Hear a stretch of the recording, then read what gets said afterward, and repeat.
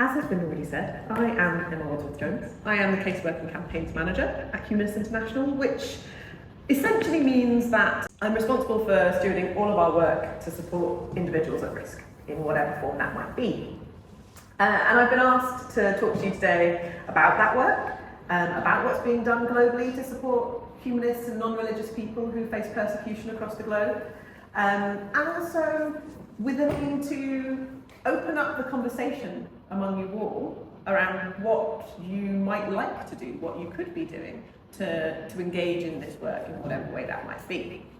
So there'll be various points for you guys to actually have a discussion or to throw out ideas for us to have a bit of a debate. There aren't wrong answers, so don't be afraid. I'm not testing you. Okay, a couple of times there are wrong answers, but it will be very clear. And it's fine. It's really fine. You can get it wrong. I won't.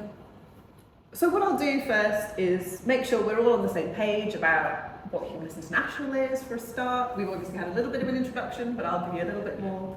I'll tell you a little bit about the work that Humanists International does to support individuals at risk, some of the work that's going on more broadly around the world, and as we say, there'll be time for questions at the end. If you have any burning questions, feel free to ask them.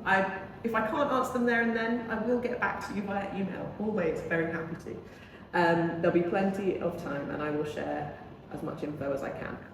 One thing I want to just emphasise and acknowledge is that I don't know most of you, so I don't know what your backgrounds are, which means that whilst I try and keep my talks quite light, the subject matter is a little bit heavy, and some people might find it distressing, they might find it triggering, they might find it upsetting, and it is perfectly okay if you want to leave. I will not be offended. It's me. I'm doing something. I'm moving. I won't move this arm. I will not be offended if you need to leave, essentially. There'll be no questions asked. It will be absolutely fine.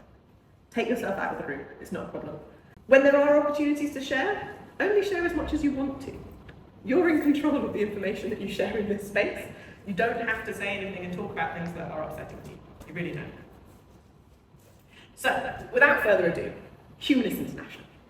Founded in 1952 as the International Humanist and Ethical Union, Humanists International is the global, democratic, representative body of the humanist movement. I think I got that right, in the right order. Our members are humanists, rationalists, secular, ethical culture, atheist, free-thinking organisations all over the globe. You can see where most of them are here. And it's Humanists International's job to build, support and represent that global movement, and to defend human rights and promote humanist values globally. We have a democratically elected board that oversees the governance of the organisation and sets the strategy for the staff team to implement. The staff team, this isn't even all of them, one of them's in the room. You're in the same outfit.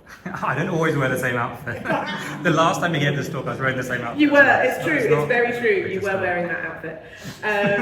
It's I do a have good other outfit, clothes. AJ, it's a really good I do have other outfit. clothes. Don't worry about it. When it comes to Humanists International's strategy, we are working towards a world where everyone can live a dignified and fulfilling life. And obviously, as an organisation, as a movement, we have certain areas of influence, but we don't have an area of influence over everything. So we have to focus. So we focus on three areas. One, ensuring that there are successful, sustainable organisations all over the world that are networked together. Two, trying to ensure that that no one is persecuted for their humanist beliefs across the globe, and that human rights priorities are based on humanist values and are influential at international institutions such as the UN, for example. So the team work across these three priorities, and there's a lot of overlap between our work, particularly my work with all of the rest of the team, as you'll hear a bit more about. Before we go any further, I want you to just take a minute and have a think. What does the word safety mean to you? What do you need in order to feel safe? and then I'm going to ask people to shout out. If you want to discuss it between you, also feel free. You can have a little chat, introduce yourselves if you don't already know each other. Take a minute and have a think. Would anyone like to share anything that they're coming up with? I live quite close to an underground station. When I come home late at night, I don't feel threatened at all in any way. My wife mentions to me that she does. I live about 3 or 4 minute walk from an underground station. I think that's worrying. She feels sometimes threatened. Yeah, it's a privilege of gender, I think. I don't know very many women who don't feel threatened when walking down the street most of the time, especially at night time. And the precautions that women take are pretty, there are a lot of them. Anyone else have any things that... Yes? In relation to that, Uh-huh. I have an alarm in my... You have an alarm. Okay, so that's something that you have for safety, right? You have an alarm. You have a means of telling people that you are in danger. Okay? Any others? Securing your home or Securing your home. and your possessions are at risk. And your possessions aren't at risk. Okay, so things like locks on your doors, that kind of thing. Anything else? I think we almost always think of safety in terms of physical violence or non-physical violence. But for me, it's very, very, very much wider. Sometimes physical violence is a mere small part of the way that you're being threatened, intimidated, and life chances limited, and all sorts of things. Absolutely. So life chances being limited, for example, not just being merely the risk of physical assault, but actually there are many more kinds of risks that you might face. Can I have a second one? Yeah, go, please. It's my first time, isn't it? Please do, please do. I think, I mean, this is one of my soapboxes, but we all often think of safety in terms of legal things that are in place to keep you safe. Because all the laws are based in the world, but they're not implemented.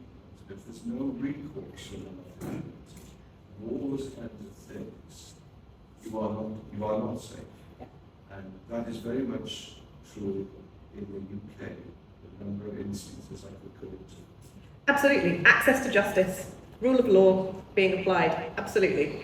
I'm afraid we don't have time to continue, but there'll be more chances to chat. The reason I ask you this is because safety means a lot of different things to different people. There is not a sort of one-size-fits-all model. If you think about it as a recipe, the ingredients might be the same, maybe you'll have a few extra spices in there, but it might be the proportions that differ, that make up how someone feels safe, why they feel safe, what will help them. It could be physical, it could be psychological, it could be material safety, it could be the implementation of rule of law, it could be access to justice, it could be having a network, a community, solidarity. All of those things can have an effect on whether someone feels safe. And the reason I say this is because when I work particularly, and when Humanists International works with individuals at risk who are looking for safety, a part of that is working out, well, what will help you feel safe? And working based on what they need. I love this quote. I include it just because I love it, really. It's by a British poet, Warsan Shire. No one leaves home unless home is the mouth of a shark. I think it's a really important quote. It has a lot of bearing in my work. I see this on a daily basis. And I think our government could do well to remember also this point. Speaking of the mouth of a shark, what percentage of the world's population do you believe live in countries where the expression of humanist values is severely repressed? By a show of hands, is it A, 90%, B, 46%, or C, 70%? Hands up for A. 1, okay. B? 2, okay. C. The answer is C. So thankfully, it's not as bad as it could be. That's a lesson we can take, right? But still, 70% of the world population live in these countries, where the expression of humanist values is severely repressed. That is massive, and we need to work on it. How do I know this, you might ask? Well, the answer is quite simple. Since 2012, Humanists International has been working with its members to produce the Freedom of Thought Report, which examines each state's record of upholding the rights of the non-religious globally across 4 what we call thematic areas. The first is constitution and government. So it looks at the legal framework, how the state is set up and whether there is intrinsic persecution within that.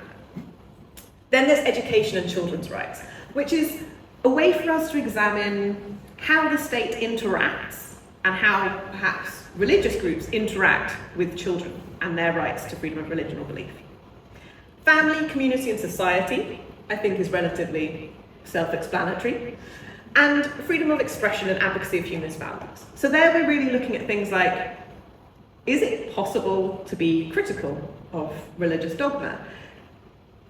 Is it possible to advocate for secularism, one of the key principles that we advocate for, or not? The report itself has a dedicated website, right there. Feel free to have a look at it anytime. It's there 24/7, all the time, 365 days. And we have a dedicated page for every single country in the world. And there you can read a narrative report of exactly what's happening across those 4 thematic strands. We don't update every country every year because I'm one person and our wonderful team of volunteers and me, we can't do much more than we're doing right now, but hopefully in the not too distant future, we might be able to expand and go back to a bit more of a frequent, maybe 65 entries a year, because there are 197 countries on the website currently. We also publish what you can see here, which is the Key Countries edition. So it's a selection of some of the countries that have been updated that year. And we try to give a bit of a spread of the location regionally, but also in terms of religious demographics, and also the performance. Are they performing well? Are they performing poorly? Give people a bit of a flavour of what's going on across the globe. Based on the narrative of the report, we are able to apply what's called boundary conditions. Essentially, they're discrete, descriptive statements of types of persecution or discrimination that you might see in a country. And they're either on or they're off. They're quite binary. They're applied or they're not. If we have evidence for it, it's applied. If we don't, it's not there. It's not an exhaustive list. We have about 70 at the moment, but we do refine the report and add more boundary conditions when we think that there's one that's really missing and necessary. But what it does is it allows us to generate the statistics that I've already talked to you about.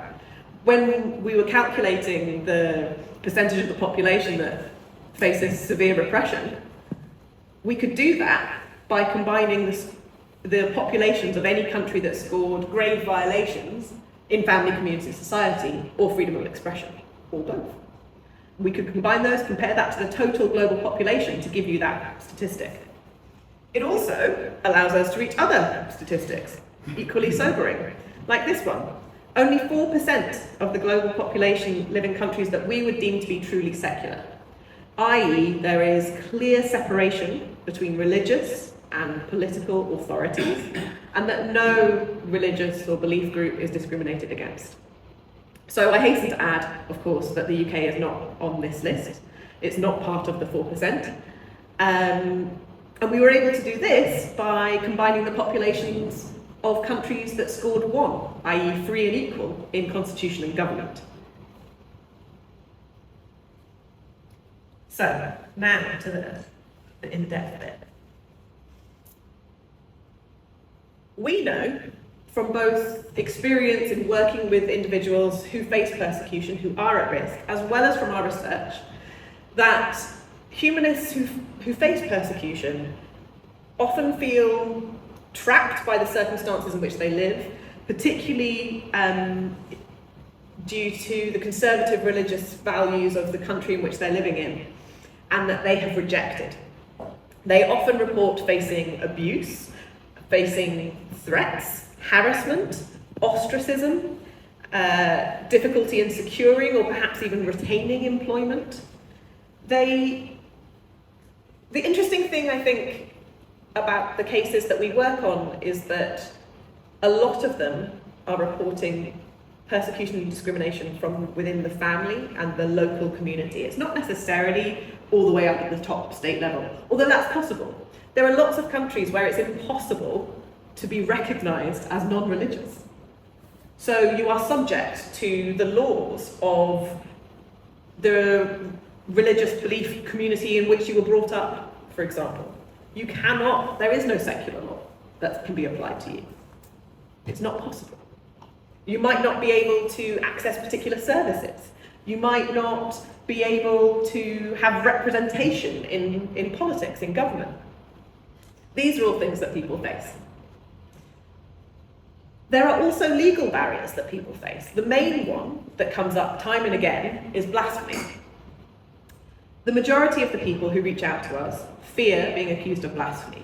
Whether that is an accusation in legal terms of actually facing legal charges, or whether it's just being accused of having said something blasphemous. Either way, the repercussions can be quite severe. And that's particularly the case in countries where you have the harshest penalties for blasphemy, like the death penalty. In those countries, the death penalty is almost seen to legitimise vigilante violence. And so often justice is taken out of the court system's hands and is given to the people, which can legitimise a lot of violence against blasphemers. And being non-religious in many places is evidence in and of itself of blasphemy. So just saying that is evidence of blasphemy. So lots of the people who reach out to us are really afraid of being accused of blasphemy. It's also, I think, important to mention that women face specific barriers that are different to those of men, in addition, rather than completely separate to. They report to us often when they come to us saying, you know, my family found out I'm non-religious. They come to us saying their parents are trying to force them into a marriage to keep them in the faith. That's something that's really common.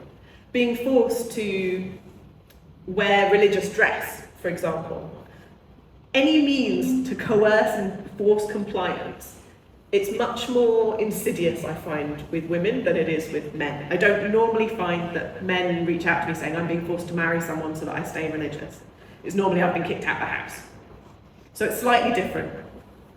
They're also more likely to be subject to harmful traditional practices of a whole variety that I won't go into. So I think it's important to acknowledge that women face slightly additional barriers. All of this leads to a climate of fear, of self-censorship, which can have a really damaging effect on people's mental health, as you would expect. So a lot of the people who reach out to us are really desperate by the time they reach out to us. A lot of them have some real mental health difficulties by the time they come to us. This is a heat map, which I hope you can kind of see. It shows you all of the requests we've received since January 2020. It's a conservative estimate. I say it's conservative for two reasons, mainly. One being that I didn't join Humanists International until the end of April 2020, and before I joined, there wasn't really a system in place to track all of the requests. So these are the ones that I've found where I know we've done something in a case, so I know they reached out to us. But I don't necessarily think those are the only requests we ever had in that time. In addition, in August 2021, the Taliban took over Afghanistan. And that led to a massive influx of cases. As you won't be surprised to see, given that 213 of the requests have come from Afghanistan. The largest proportion of anywhere. What was interesting about that at the time was that you had, usually when people reached out to us, they reached out on behalf of a group. a group of people, usually people they knew, their friends who were also non-religious, perhaps they knew each other through a Facebook group. And so it wasn't just one person reaching out for help for just them. It was one person reaching out on behalf of 5, 10, 15 people. And I really struggled, I will admit, I really struggled to deal emotionally with the volume of requests we were receiving and essentially my inability to help. We couldn't get money into Afghanistan. We can't legally do it. There are barriers in getting money to Afghanistan. We couldn't evacuate people because we don't have the resources to do that. So I had to say no to a lot of people, which meant that when I was logging these requests, I often logged them as a group rather than as each individual within that group. So the number is very conservative. I think my numbers as they are, we've had 915 requests in the last 4 years, from about 750 odd people. That number has changed since I sent these slides to you, so it's actually 920 now, I think, in the course of a day. But again, that's conservative. About 20% of those who reach out to us are women, and it could be that they face less persecution. It could be men are more vocal, they're more willing to expose themselves and say that they're non-religious and face the repercussions. I suspect that that's not what's going on, because when women reach out to us for support, they often report not having access or exclusive access to a computer, to a mobile telephone, that they're supervised when they use it. It's infinitely more dangerous for them to research us, to find out that we exist, and then to contact us, and then to sustain contact with us, because they might be being observed. So if they have a sister they can trust who's going to let them borrow something, great. But frequently people will reach out and then we'll lose contact because they can't sustain the communication, it's not safe for them. So I suspect that that's actually really what's going on, rather than that women face less persecution. It's really important for me to just make really clear that although I'm talking about statistics and numbers of cases, I use the term cases a lot, they're more than just numbers. They're people with families, with lives, they're activists, they're artists, they're filmmakers, they're writers, they're human rights defenders, they are individuals just trying to live a life true to their values and their beliefs. These are the cases that we can talk about publicly. You won't know about most of the work that we do on these cases, let alone on all of the cases that you will never see that we've worked on. And that's about safety. It's about what is safe to reveal and what isn't. So you can find these cases on our website. We have a case of concern archive where you can keep up to date. You can see what's going on in their cases. As soon as there is an update I can publish, I'll publish it. But essentially, I think we have about 20 cases that I can talk about publicly that we work on. Most of them you will never know we've worked on them. So here's the time for you to take a moment, again, just to think about what kind of help would you want if you were a humanist at risk? Anyone want to throw out any ideas? What kind of help would you want if you were a humanist at risk?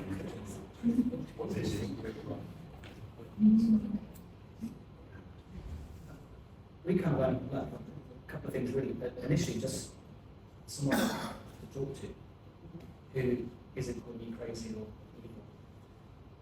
And obviously things escalate then, a safe place you can go. Someone to talk to who isn't calling you crazy and evil, and potentially a safe place to go. I think, also very simply, advice on how do I essentially come out to my family about Yeah, advice on actually revealing who you are to Yeah. people closest to you. Yeah. Yeah. How do you approach that? How do you approach it? Yeah. What kind of risk are we talking about? Because some risks are that you couldn't even walk on the streets. But It does, it depends on the risk, of course, and that's up to you to decide. So when it comes to the people who reach out to us, I realise my chart isn't particularly clear, so I apologise for that, but I'll give you the gist. About 35% of those who reach out to us are looking for financial support. Often that comes hand in hand with relocation support. It's often not necessarily that they're seeking to flee the country. They might need to move house because they're at extreme risk, someone's found out where they live. Or they might be living in hiding and they need some money so that they can pay for their living costs. For a group of people, relocation abroad is the only option that they can see. It's not necessarily the only option they have, but in the initial moment, that's what they see. And so they're seeking support with asylum. How do you claim asylum? Where do I go to claim asylum? What support can I have?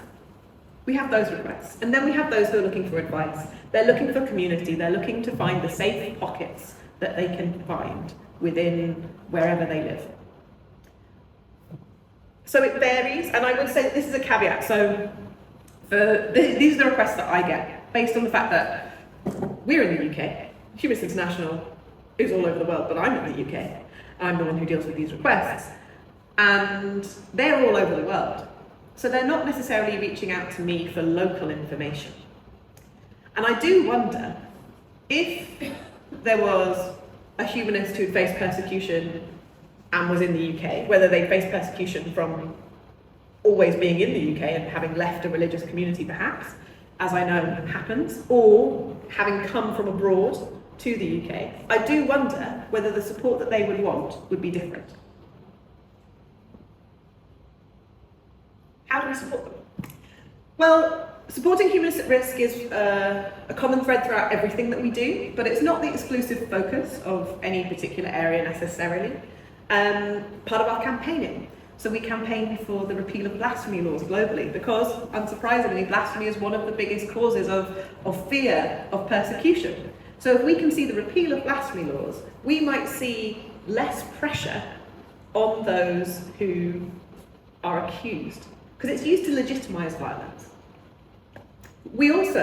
It's also part of our advocacy, whether it's inviting people with lived experience to talk about what they face in their country at international institutions such as the UN, or actually, in fact, by advocating for issues that are important to humanists, sexual health and reproductive rights, against harmful traditional practices, in favour of LGBTI rights, for example.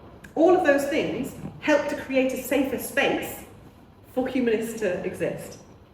It's also part of our research. So there's really very little information out there about the persecution of the non-religious, and especially compared to our religious counterparts. And what that does is it creates this misconception that the non-religious are less persecuted, which I don't think is true. Everyone faces persecution somewhere. Everyone is in the minority somewhere.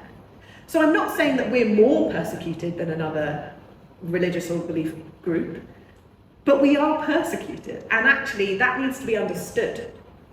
So the Freedom of Thought report, for example, is a really important tool to help dispel those myths, and to then be used as advocacy, as an evidence base for this is what's happening in this country, in my country, in another country of strategic interest. You can use it, you can take it, you can make sure that people know that it's an issue. So our reports are really important too. It's also part of our membership. Our members and associates are the friendly face of humanism. You are the ambassadors for humanism. You are the people that people interact with on a daily basis. You help them to understand that we're not scary, we're not anti-religion and saying that we're better than you and you shouldn't exist. Live and let live. That is a very powerful tool. In addition, many of our members actually provide support to individuals at risk, and I'll tell you a bit about that too.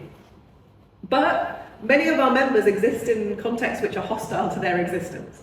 So actually we provide a lot of support to our members on the ground in those contexts, be it training, be it advice, financial support, legal support as is necessary.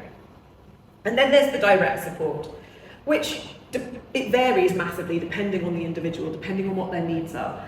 And the more complex the case, often the more long-term and the more different things I have to do.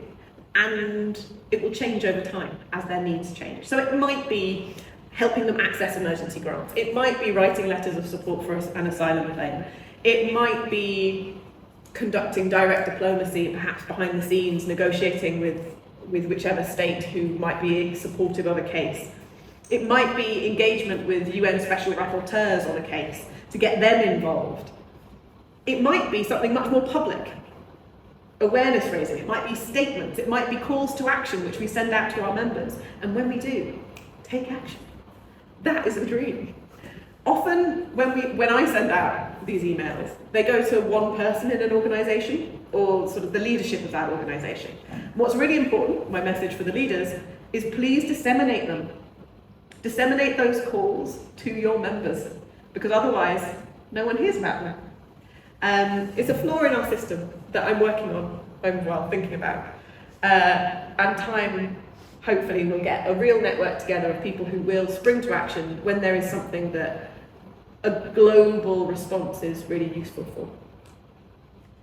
So here's a case for you. I'll just go into one. This is Mubarak Bala. Hopefully you have some awareness of Mubarak Bala, otherwise I probably haven't done my job very well and I should resign right now. He was arrested from his home in Kaduna in April 2020, one day after I started at Humanists International, in fact. He was held without charge for, I think it was about 15 months, accused of having caused a public disturbance in connection with some Facebook posts that were deemed to be quote-unquote blasphemous. So note here, it's not actually a blasphemy charge, but it is a de facto blasphemy charge. The reason is still blasphemy. And he was in northern Nigeria, where there are two parallel legal systems. In the common law system, blasphemy has a prison sentence. In the Sharia system, the death penalty is applied. And so this means that it's really difficult and really unsafe for Mubarak, having been accused of blasphemy in northern Nigeria as an ex-Muslim. It made it much more dangerous for him. In addition to being arbitrarily detained for 15 months, he was denied access to his lawyers for about 9 months. Kano State have failed to comply with a federal high court order ruling that he should be released on bail. Any number of things have happened in his case over that time. So over those 4 years, thanks to our members and associates and the generosity of the general public, we've managed to crowdfund his legal expenses. Over the last 4 years, we've funded those legal expenses, and we're currently working with his lawyers on his appeal. We have coordinated what is termed a transnational advocacy network, which is just a posh way of saying a lot of people, and a lot of different people, so different kinds of people, be it local actors, be it national or international charities and NGOs, our members and associates, UN special rapporteurs, governments, friendly governments.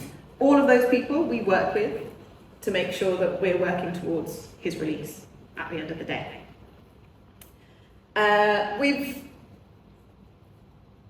We've done a lot of things, in all honesty, so many things. Some of which I won't be able to ever talk to you about. And maybe some I will, once he's out. But that's just a little bit of it. One of my favourite things about being part of a membership organisation is the fact that we can do things like solidarity actions. This is so meaningful. So this postcard is something I absolutely love. So I collect postcards from Mubarak. They can be either genuinely posted to our office, they can be often dropped off at meetings when we all come together. I also receive emails and then I write them onto postcards that I own because I'm that kind of person. But the reason they matter is because Mubarak is alone in a cell and has limited access to the outside world.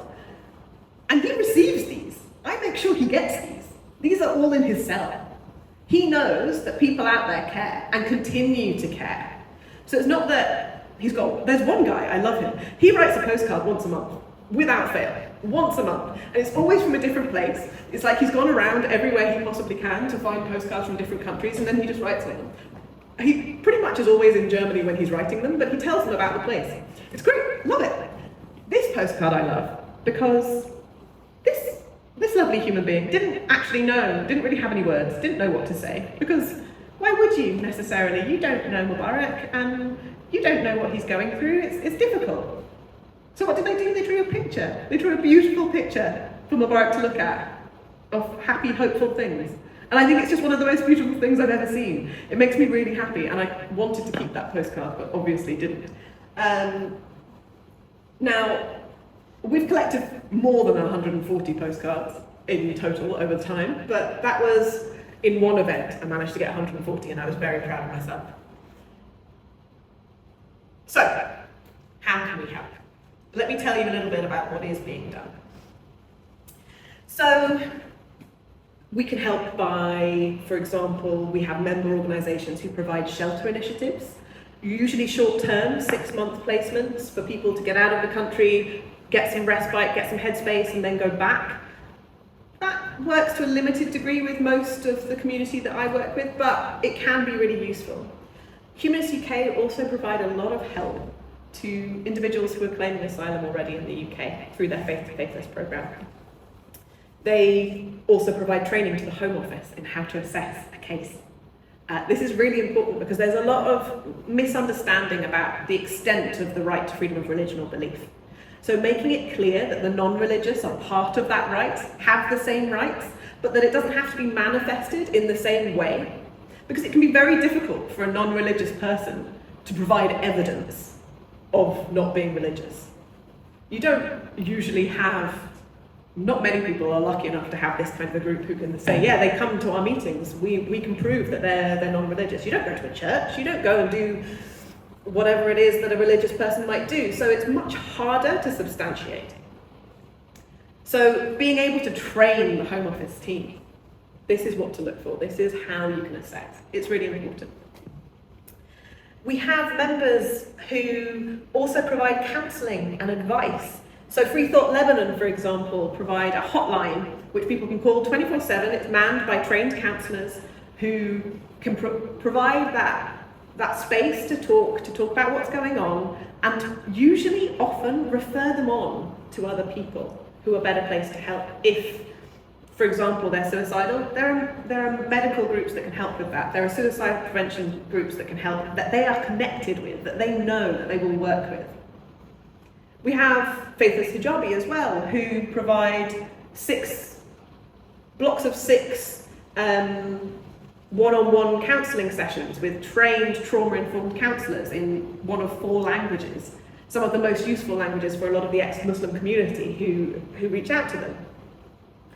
Providing community and solidarity is so important. So programs like Faith to Faithless, run by Humanists UK, are incredible. Providing peer support, that network, the ability to go to social events. We have lots of members who provide free membership to humanists who've had to relocate for reasons of their security, for example, inviting them to events. Really, really great things to do. Our members, essentially, are the ones advocating for change on the ground, on the front lines. They, as I say, are the friendly face of humanism. They are the ones doing the education programs and the work to show the full extent of the right to form, freedom of religion or belief, to talk about humanism, to talk about human rights, to help make the world a better place. And all of those things help to make the world safer for humanists at risk. All of that work contributes to this. So there are lots of different initiatives, and I could go into many for a long time, but I think actually I'd like to ask this question. What are the things that we should consider before we help someone at risk? So take a few minutes, have a think, have a discussion, see if you can come up with any things that should be thought about first. Anyone want to share? So Satner over here has suggested that one of the things to consider is who they're living with, where they are, what. Did you mean whether they live in this country or abroad. Yes. Partly. Yeah, you've got to take into account their present situation. If I could make a point, I've had run the social events sometimes. We've had young, usually Muslims, coming to our events, and there have been a few occasions where they've wanted to come out as an atheist to their families, and I've advised against it because we don't have the physical funds to be able to support them if they do that. Yeah. One of our committee members has gone through it. I see it. She's not here this evening, but she's in that very situation. So. Yeah, so the personal circumstances of the person. Where are they? Who do they live with? Especially if they're based in the UK, they're with you, they're Muslims or ex-Muslims who want to come out. This is something that obviously you're in a good position to provide support on, but it depends on the kind of support you're providing.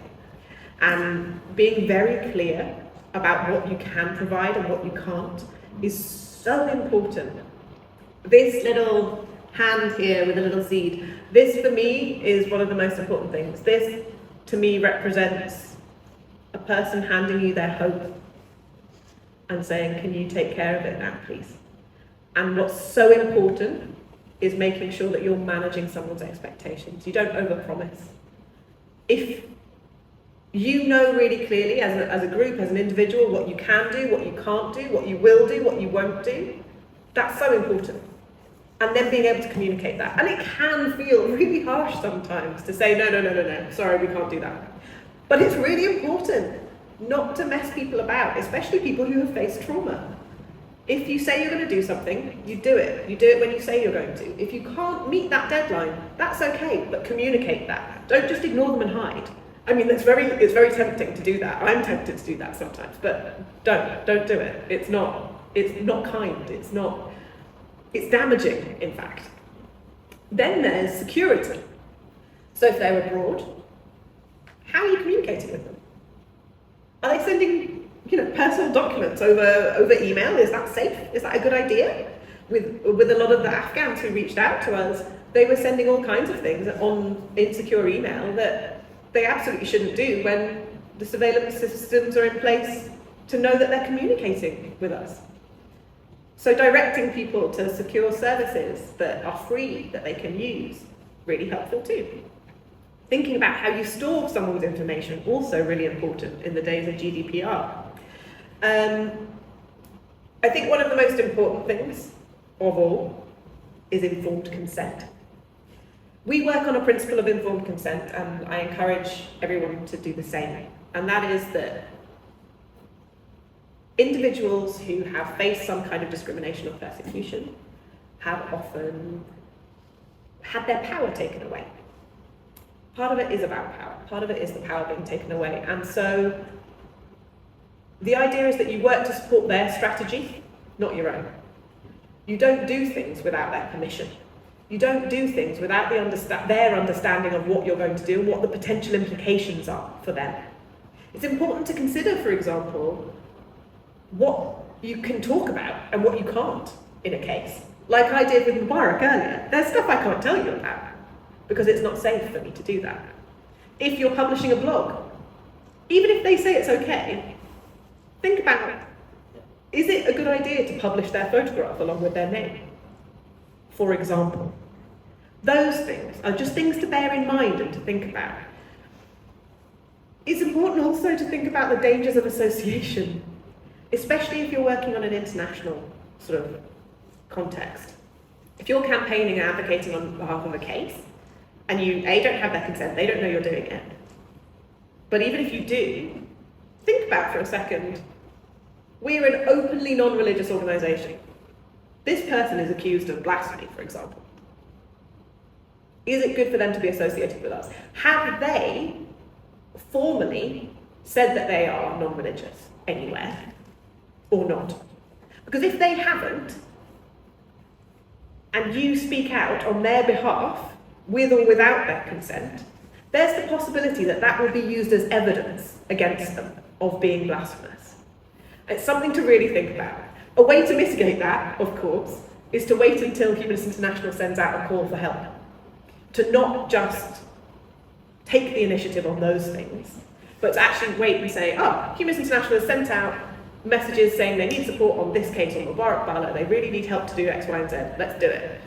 If you want to engage on international cases, that's the best way to do it, the safest way to do it, because you will know for a fact that I will not be asking you to do something unless I have permission to, and unless we've assessed the risks involved and decided that the benefits outweigh the potential costs. So that's something really important to think about. So here's just a minute, like again, this is about starting conversations for you all. What activities can, could, would Central London Humanists like to do? Realistically, the key is realistically.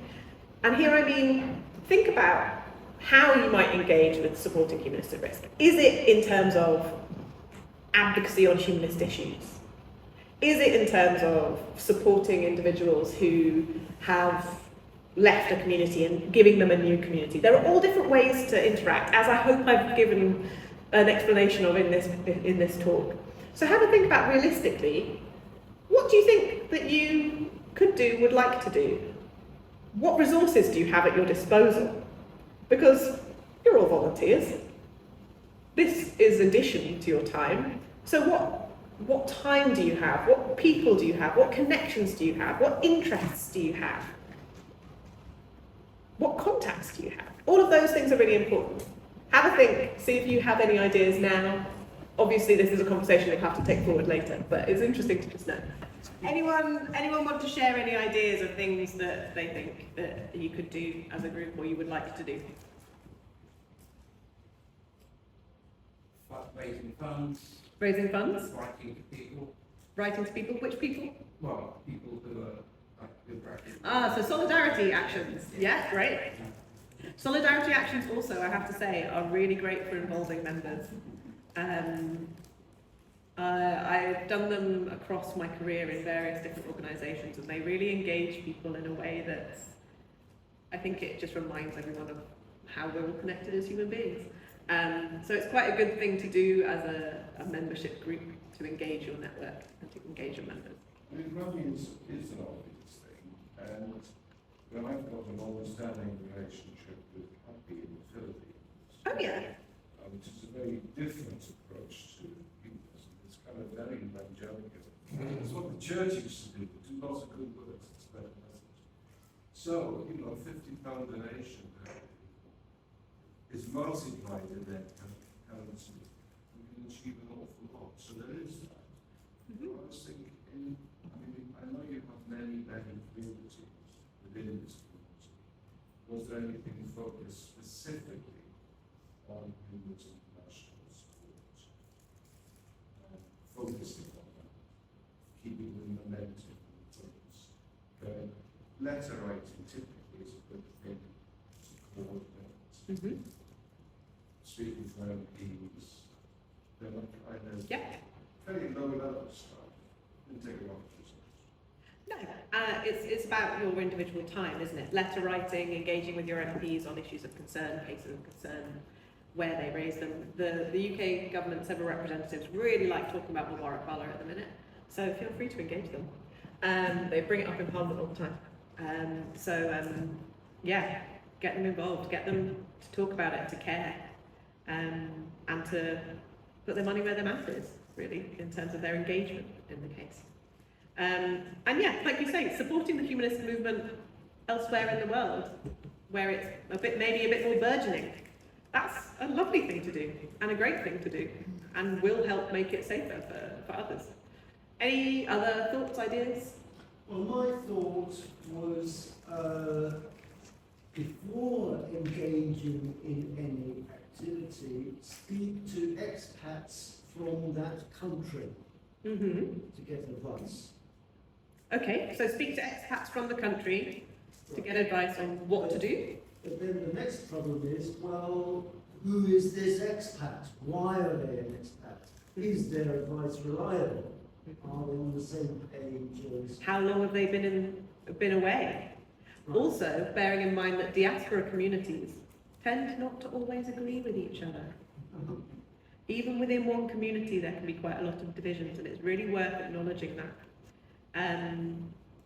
I, in my old job, used to do a similar role, but focusing mainly on Asia and Latin America. We had 5 different diaspora groups that represented China, trying to get them to agree on a resolution, on a statement, on anything, was fascinating, because they did not always agree.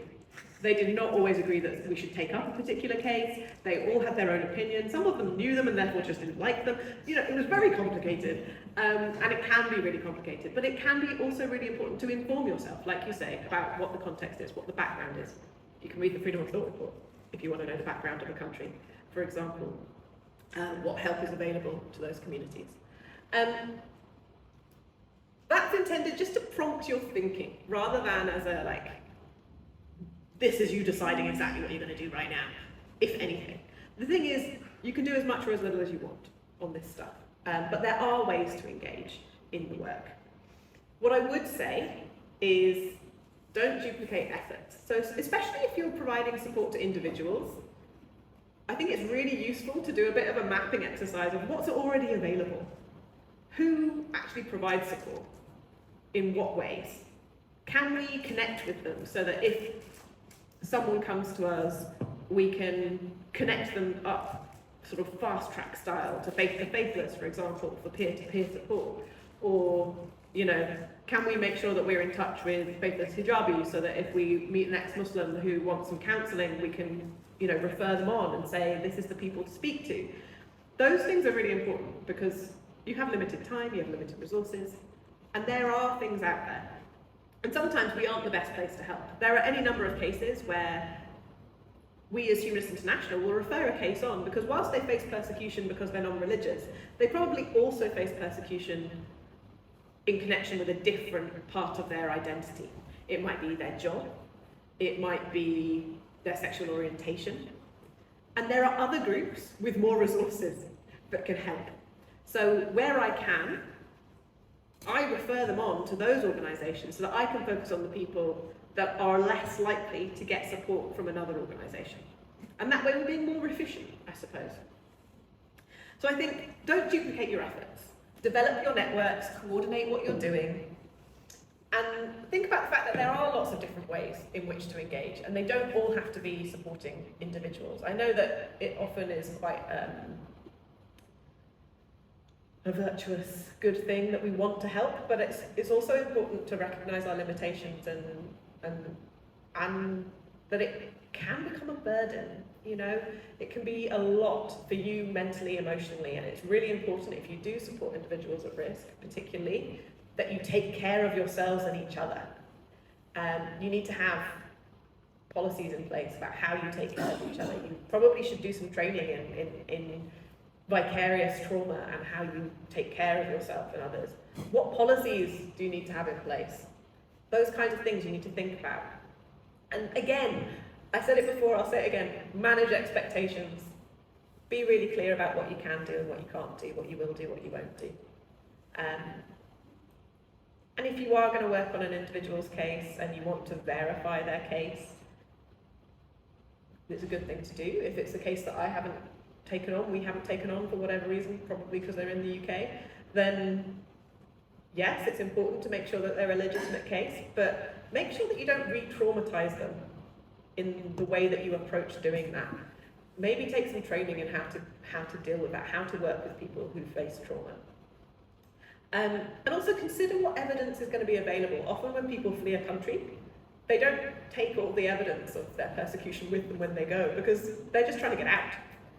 So they may not have all of those bits and pieces of paper that we would really want them to have.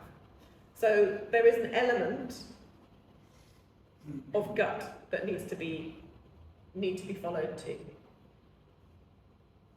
And lastly, reach out for support, reach out for advice, reach out to Humanists International. That's what we're here for as your associates of ours. So genuinely, that's what we're here for. We're here for our members and associates. So if someone comes to you, they want help, you can email Casework and say, this person has reached out to us, Do you know of them? Are you helping them? Is there something we should be doing? I can tell you what you should or could be doing and or what I would be doing. We're a network, we're networked together, and so we can connect you up with the right people too. If you want to learn from someone who's doing something, who's running a program, we can connect you up with them. You can speak to them, learn about what they're doing, what resources they needed to do it. So that's something to bear in mind.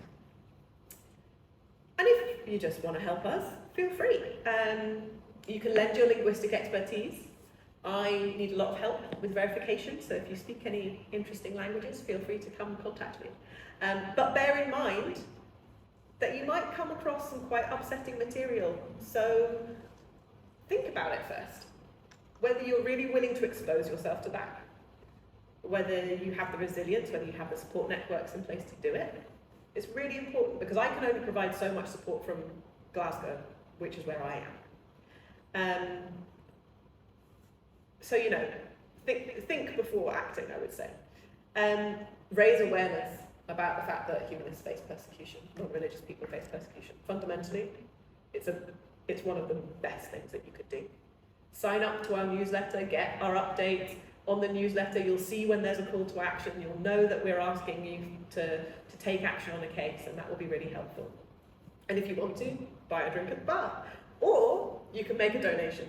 There's a link there. If you want to do a fundraiser for us at some point, contact my colleague Victoria. She will help you in whatever way she can to make that a reality, whether it's with PR information, with graphics, with whatever it is, she will help. So feel free to do that. She is very happy to chat to you. I've asked her permission before I put her email on there, by the way. So that's me. I'm done now. If you'd like to give any feedback, feel free to scan the QR code and leave me some. I love receiving feedback. I won't know who you are, but it's really helpful to me because it means that I can make sure that the stuff that I'm doing, the things that I'm telling you is actually useful. So that's me.